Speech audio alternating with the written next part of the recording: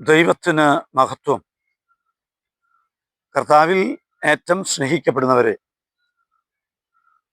പ്രാർത്ഥനാനുഭവത്തിൻ്റെ 3 ഘടകങ്ങളെപ്പറ്റി, പ്രാർത്ഥനയെ ശാക്തീകരിക്കുന്ന 3 കാര്യങ്ങൾ സംസാരിച്ച് അല്ലെങ്കിൽ തുടക്കമിട്ടിരിക്കുകയായിരുന്നു.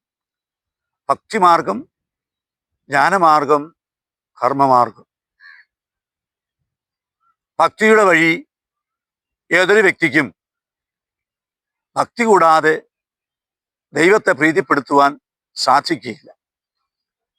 നിറഞ്ഞ ഭക്തി നമ്മുടെ ജീവിതത്തിൽ നാം ആർജിച്ചെടുക്കണം.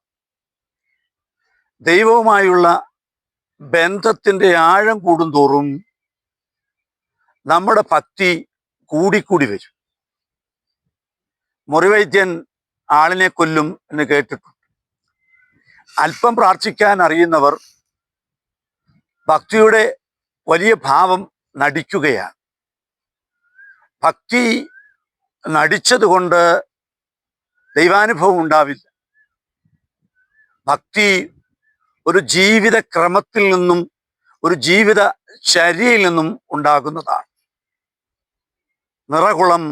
നിറകുടം തുളുമ്പുകയില്ല. ഭക്തിയുടെ നിറവുള്ള മനുഷ്യൻ, ഭക്തിയുടെ നിറവിലേക്ക് പോകുന്ന മനുഷ്യൻ അന്യത്ര ലോകത്തെയും അതിൻ്റെ മോഹങ്ങളെയും കുരിശിൽ തറയ്ക്കുന്നവനാണ്.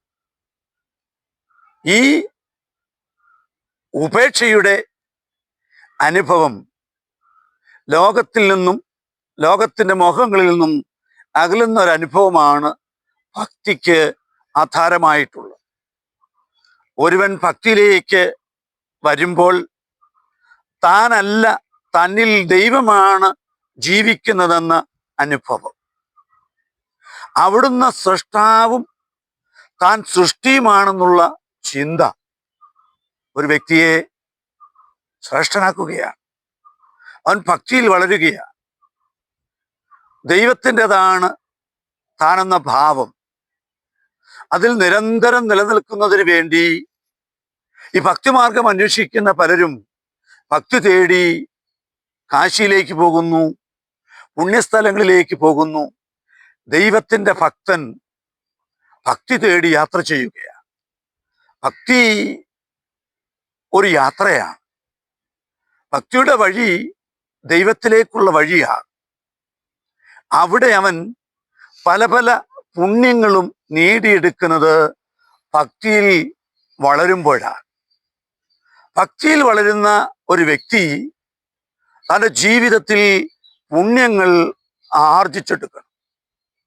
സ്വയ ഉപേക്ഷ അവനിൽ ഉണ്ടാകണം. സ്വയ സമർപ്പണം, ദൈവത്തിന് സമർപ്പിക്കുന്ന അനുഭവം അവനിൽ ഉണ്ടാകണം. അനുസരണത്തിൻ്റെതായ ദൈവത്തിൻ്റെ പദ്ധതിക്ക് സ്വയം അനുസരണത്തോടെ വിധേയനാകുന്ന ശൈലി അവനുണ്ടാകണം.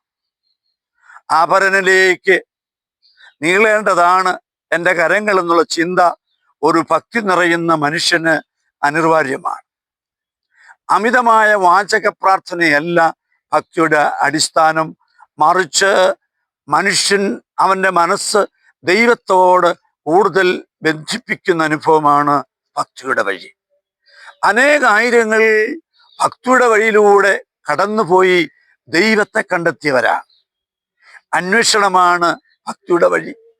നമ്മളെപ്പോഴും ചിന്തിക്കുന്ന, അന്വേഷിക്കുന്നവൻ കണ്ടെത്തുമെന്ന് പറയുന്നത് ഇതാണ്. ഭക്തിയുടെ മാർഗത്തിലൂടെ അവനൊരു അന്വേഷണം നടത്തുകയാണ്. അന്വേഷണം ദൈവത്തിലേക്കുള്ള അന്വേഷണമാണ്. താനെന്ന ഭാവം അവൻ ഉപേക്ഷിക്കുകയാണ്. സുഖസൗകര്യങ്ങൾ ഉപേക്ഷിക്കുകയാണ്. സ്ഥാനമാനങ്ങൾ ഉപേക്ഷിക്കുകയാണ്.